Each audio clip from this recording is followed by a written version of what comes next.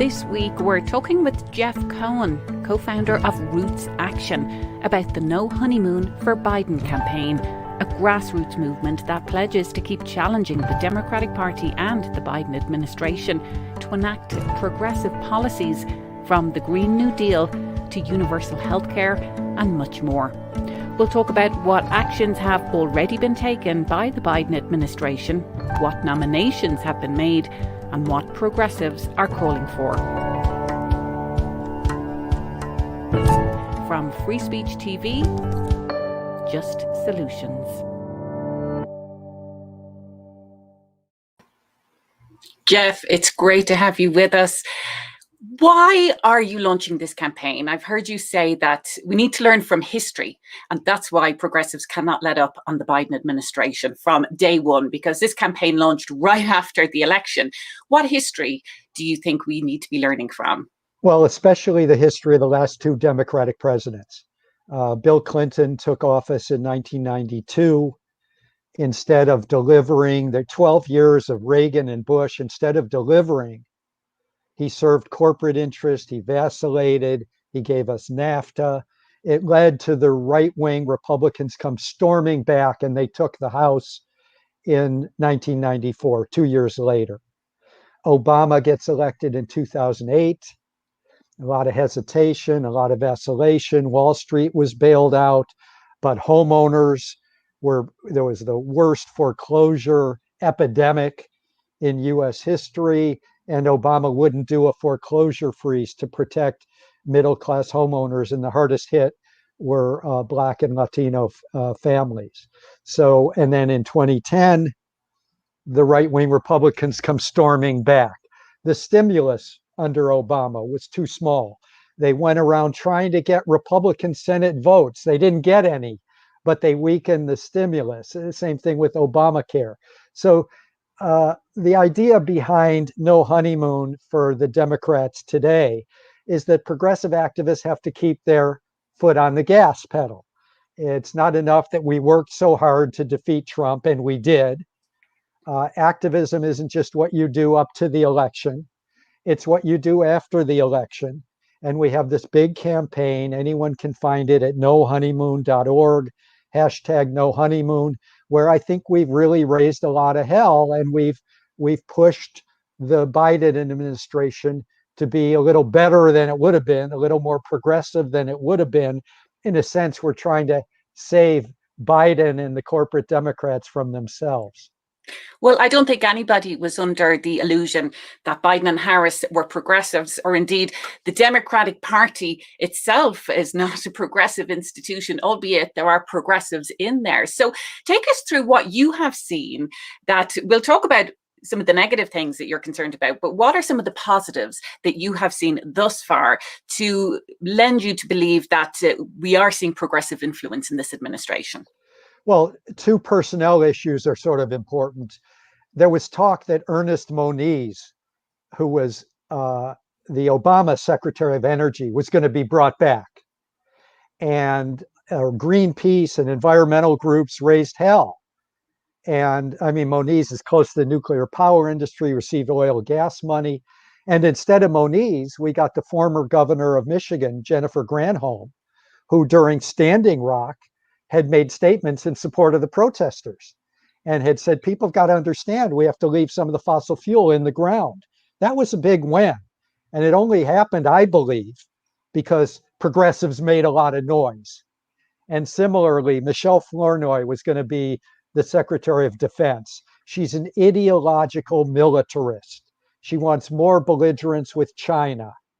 And Code Pink, RootsAction, No Honeymoon, World Beyond War, we all started yelling. And then thankfully, there was some good mainstream coverage in the New York Times, the Wall Street Journal, that referred to our objections about Michelle Flournoy. And instead, Biden did not nominate her. He nominated General Lloyd Austin, who's not exactly a peacenik, but he's not an ideological militarist like Michelle Flournoy. So their activism works.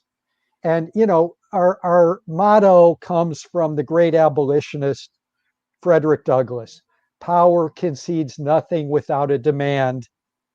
It never has and it never will.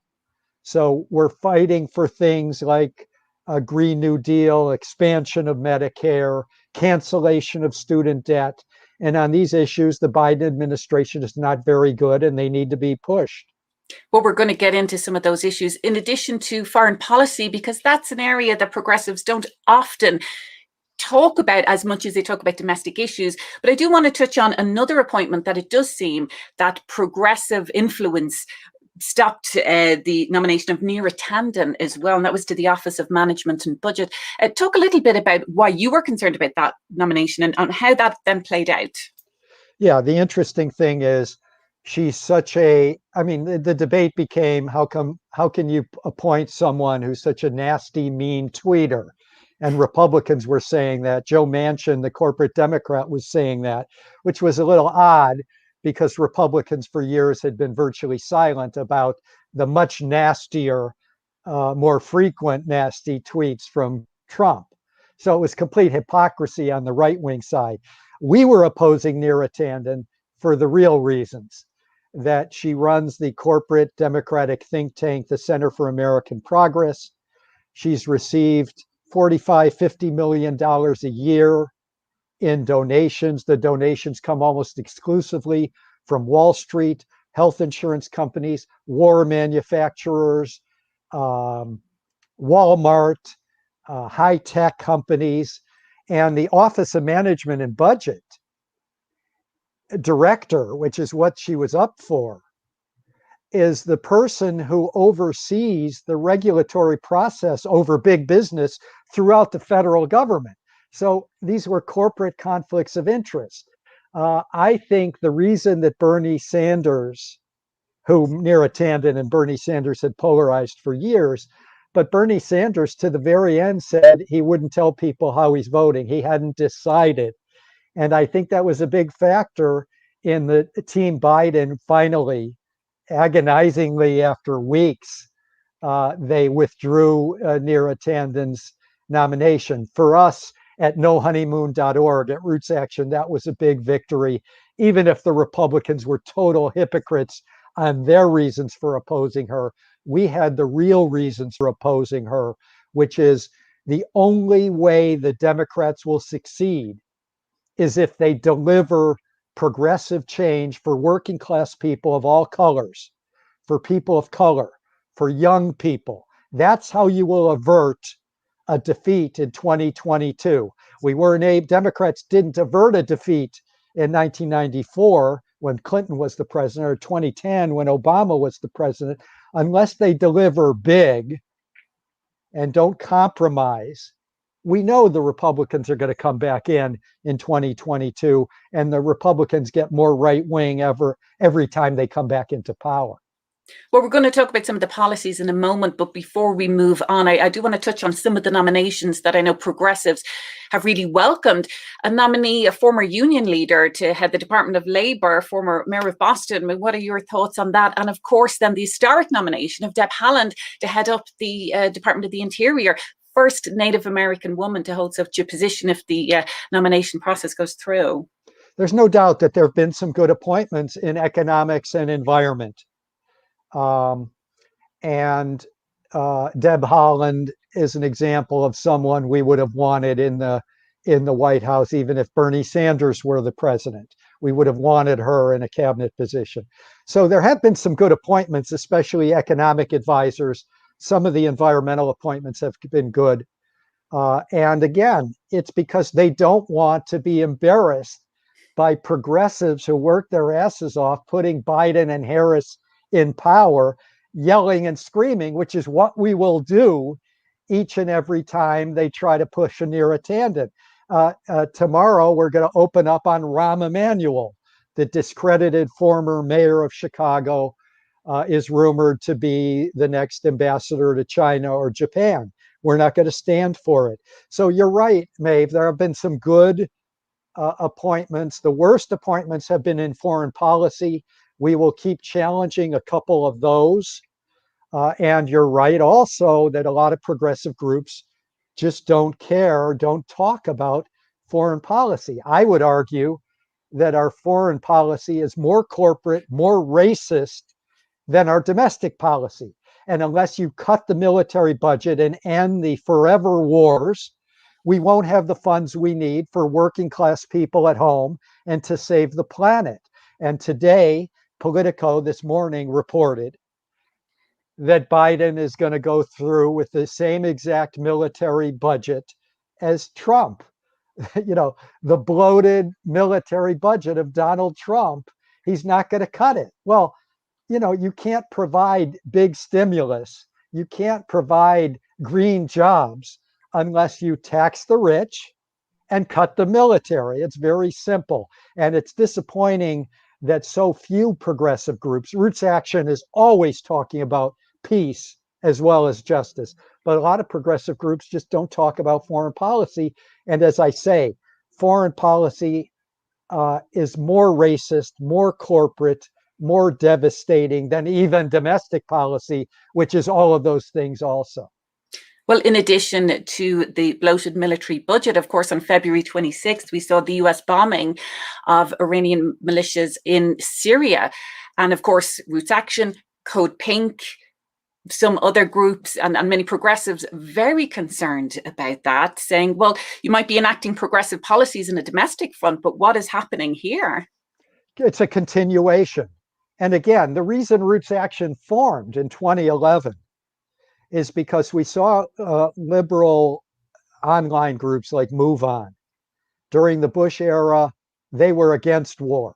During the Bush era, they were against mass surveillance. Obama took over and continued many of those policies, indeed expanded the hopeless war in Afghanistan, and Move On was silent. So that's why we formed RootsAction.org, Norman Solomon and myself, back in 2011. So NoHoneymoon.org today is a continuation of that you can't have guns and butter. We can't be attacking countries around the world. We can't have 800 military bases in 100 different countries. And no other country has more than 1 or 2 or 3 foreign military bases. We've got 800.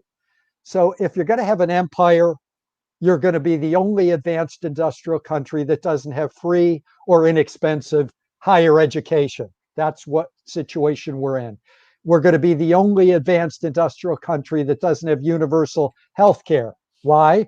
Because we've got the 800 military bases and these forever wars. So when I heard this morning that Biden wasn't going to trim $1 from Trump's bloated military budget, and I realized, aside from Code Pink and RootsAction and World Beyond War, most of the progressive groups aren't going to say a word about it. And that's very discouraging. It's why RootsAction and No Honeymoon, I think, are so important. Well, we'd love to hear from our viewers. You can weigh in on social media if you have a question or comment on this topic. We're in conversation with Jeff Cohen. Well, we are hearing from some folks, and Ernest says, well, if you consider the fact that Republicans were tearing down Biden for not accomplishing his 100-day goals at day 36, we're not even giving him the full 100 days. What are your thoughts on that? It's like maybe give this administration some breathing room because there's 4 years of damage that they also have to deal with as well. Yeah, I see. That's the mistake that was made with Obama and Clinton. You hear it all the time. The right wing's going to be an obstacle. We better shut up if we're progressive. No, that's exactly the wrong thing to do. When you know that the Democratic administration is going to be under so much pressure from corporations, from conservatives, that's when progressives need to speak up, not go silent. Again, we want to save Biden from himself. His instincts are, let's compromise, go slow, yes, no, status quo. If we have a go slow, yes, no, status quo Joe, because he's looking to make deals with Republicans, he's trimming his sails on these things that he got elected on, then the Republicans will come storming back in 2022. Well, let's talk about what's happening right now, and particularly with the Senate. Joe Biden has said that he supports $15 an hour as the federal minimum wage. The Senate, however, blocked efforts to include that in the latest COVID relief bill. Bernie Sanders last Friday said that fight is far from over. I know that $15 an hour, the fight for 15, was a major part of your work and one of the policies you were calling on. When you see what happened and how that played out, I mean, what are your thoughts on how to go forward on that particular issue? Well, a couple thoughts. The Biden-Harris administration didn't fight for $15 minimum wage. The guidance from the Senate parliamentarian is merely guidance. Presidents have ignored that guidance. Senate leaders have ignored that guidance repeatedly in modern history. So Harris, as the presiding officer of the Senate, could have said, no, $15 minimum wage should be included in the stimulus package, the recovery package. So that's number one. And then two is the 8 Democratic senators, when it was a separate amendment, that they voted against the minimum wage, and RootsAction got more retweets and impressions, literally millions and millions of impressions, when we made a GIF, a GIF of Senator Sinema of Arizona, voting no on the $15 minimum wage. It became the biggest thing in the history of RootsAction and social media. And we have a decent social media presence. So again, on every one of these issues, progressives have to say, what are we for? And when the Biden administration or Democratic leaders on the Hill start compromising, that's when we should speak up, not get quieter. The wrong thing to say is, oh, they're facing opposition from the right and corporate Democrats, so progressives should be silent. Well, that just helps the right, and it helps the corporate Democrats. It helps the Republicans. So the $15 minimum wage is not going away. I'm here in the state of Florida. It's a conservative state, a Republican state, and $15 minimum wage was on the state ballot, and it needed a 60% supermajority, and the voters of Florida gave it that supermajority.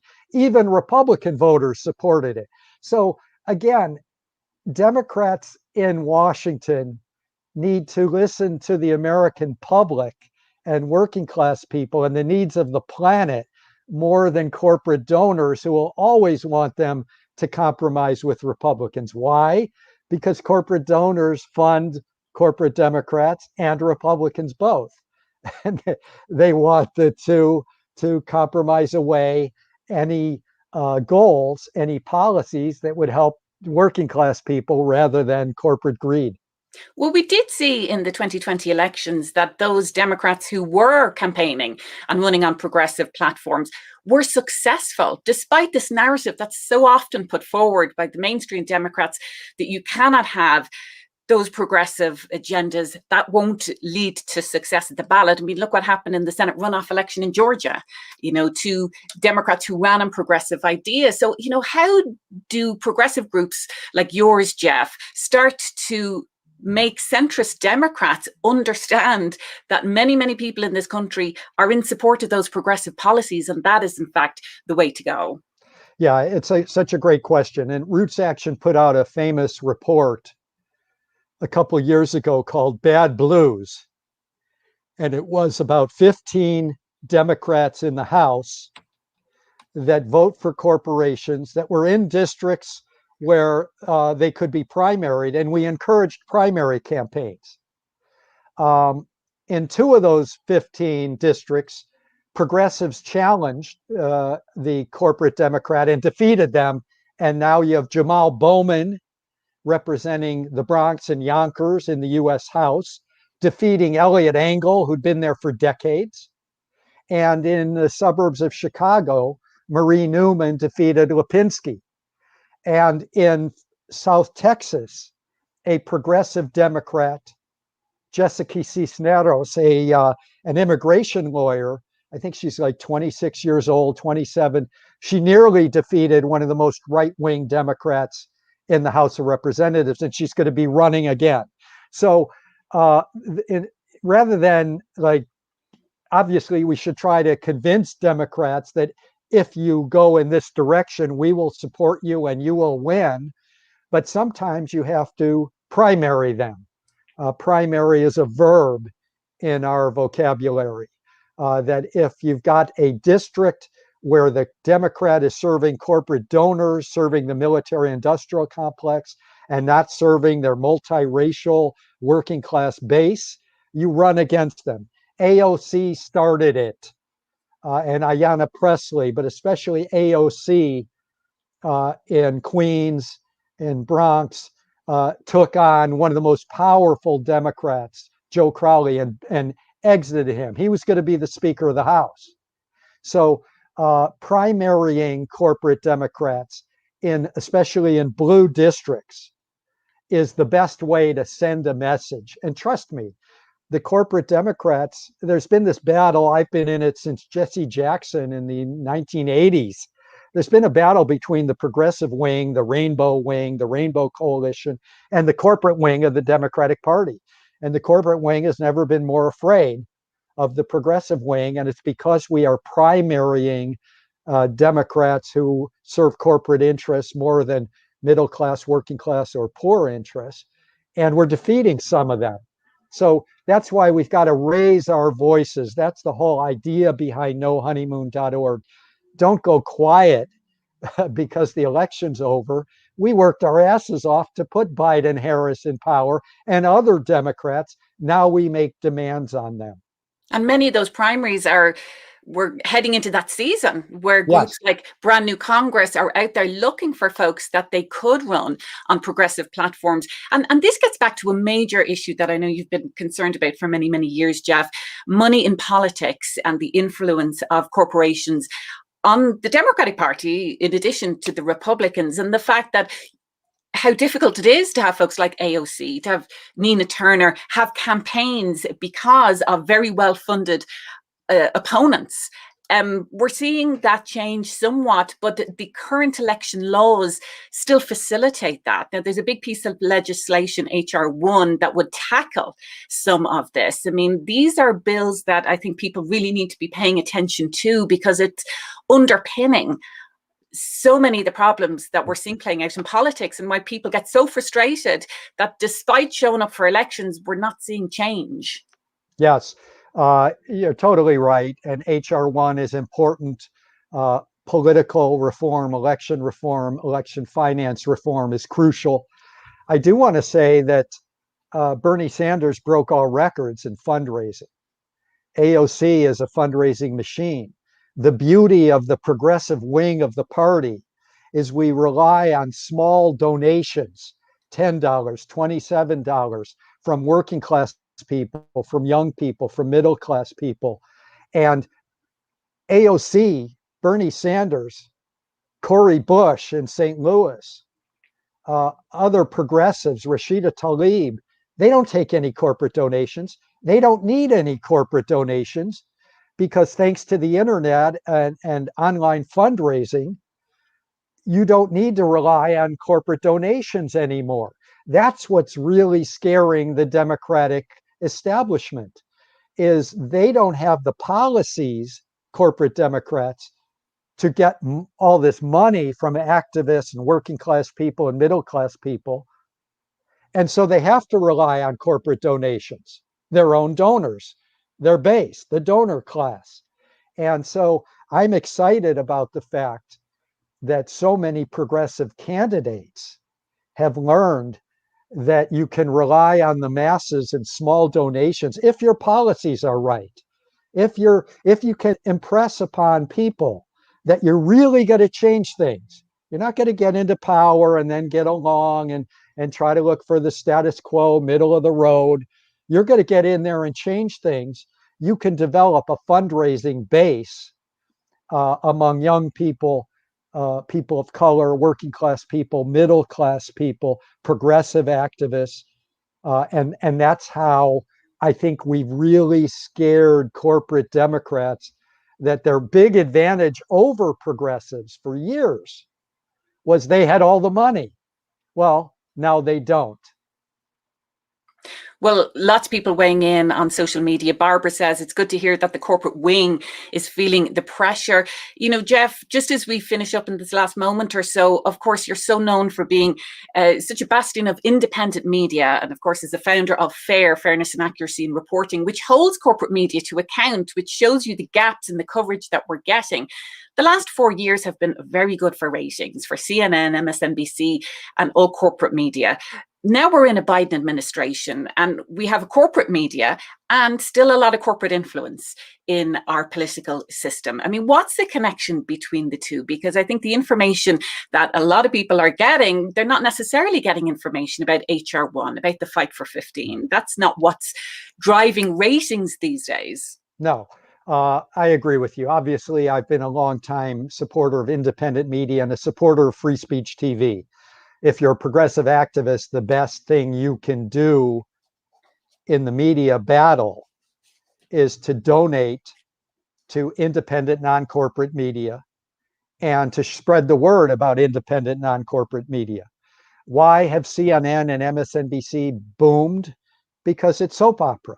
It's all Trump all the time. Those two channels helped elect Trump in 2015, 2016, when management mandated all Trump all the time. If he burped, he was on camera. If he gave a news conference, he was on camera. I'm talking about the liberal channels, not just Fox News. Fox News actually had to cover all the Republican candidates in 2015, 2016. But CNN, MSNBC, ABC, it was all Trump all the time. And I would argue that if you want to understand the damage that Trump did, you'll never get that on MSNBC, where they focus on his tweets, they don't focus on the corporate structures of power and oppression. If you want that information about how the Trump administration is devastating the country and devastating the planet for 4 years, you had to watch Democracy Now! Or listen to it, or go to commondreams.org, or Truth Out, or Counterpunch, or The Intercept, or thenation.com. I mean, the great news, or the Young Turks, the great news is independent non-corporate media are booming. And they don't deal in soap opera. CNN and MSNBC, it's breaking news every hour. And it's the same story you heard the hour before. And are their ratings going to sink? Yes. It's why they keep talking about Trump. Because if all you do is praise Biden, and I haven't heard a negative word about Biden in years on MSNBC or CNN, that's not journalism. That's partisanship. It's propaganda. It's not journalism. Again, independent journalists were exposing Trump, but not just the tweets and the crazy stuff that he said. His policies were so devastating to the planet and to working class people and people of color and immigrants. That focus on policy is what you get from serious independent media like Free Speech TV, and especially Democracy Now!, Rising Up with Sonali, Tom Hartman. It's substance. On MSNBC and CNN, you just get the soap opera. And they will not criticize the Democratic leadership. They may attack Joe Manchin once in a while, but taking on the Democratic leadership, they will not do. So it's sort of like propaganda. The Democratic corporate leadership is supported by CNN and MSNBC. The Republican corporate leadership is supported by Fox News, One American News, and Newsmax. And if you're looking for independent journalism that talks about the structures of greed and oppression and power, then you have to go to these sources like Tom Hartman, Sonali, Amy Goodman, Democracy Now! So obviously, I've been a big proponent of independent media, and I do watch all cable news. I was on cable news for years. I was a pundit on all the three major cable news channels, Fox, MSNBC, and CNN. I saw them from the inside. It's all about ratings. It's all about soap opera. It's not about corporate power. Some of the worst corporations own CNN and MSNBC. They're called the anti-Trump channels. They're also the anti-Bernie channels, the anti-progressive channels. MSNBC told us for 4 years that we should worry about the impact of Russian oligarchs on US democracy. Well, I've got news for you. US oligarchs have had a much bigger impact to forming US democracy. And aside from the Koch brothers, you will not hear about US oligarchs on CNN and MSNBC. You won't hear about one of the most powerful oligarchs, which is the head of Comcast, Brian Roberts. Comcast owns MSNBC and NBC and CNBC. He's an oligarch, whether Trump's in power or Obama's in power or Biden's in power. Brian Roberts is deforming US democracy. He was working hand in glove with Trump's Federal Communications Commission against an open internet, against net neutrality. And he's the owner of the so-called anti-Trump channel, MSNBC. So, and AT&T owns CNN.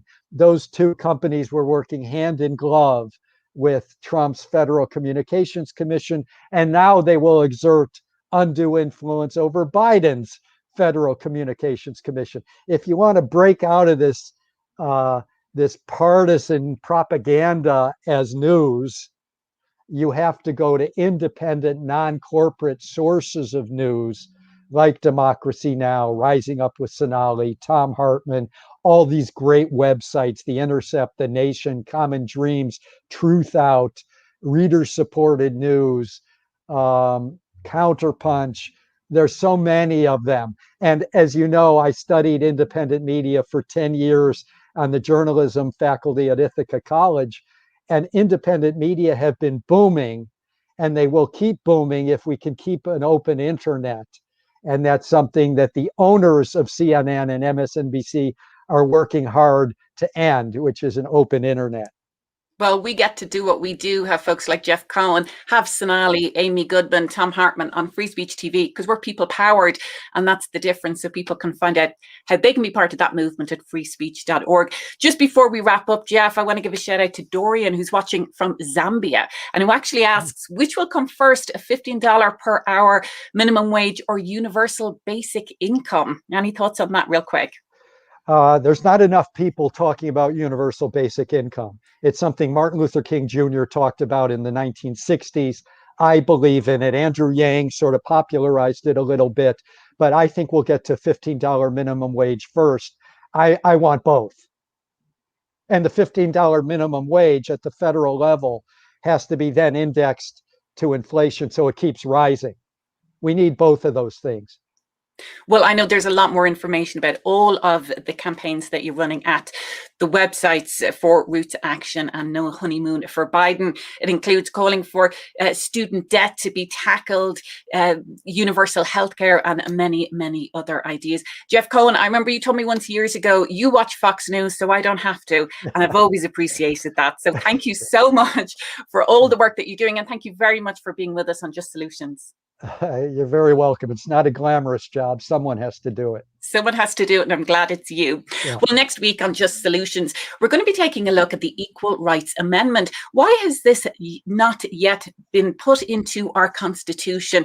We'll talk with one of the folks who has been battling to have this included, and what is happening right now with the Equal Rights Amendment, how you can also get involved. That's next Wednesday, right here, Free Speech TV, Just Solutions. Thanks for joining us.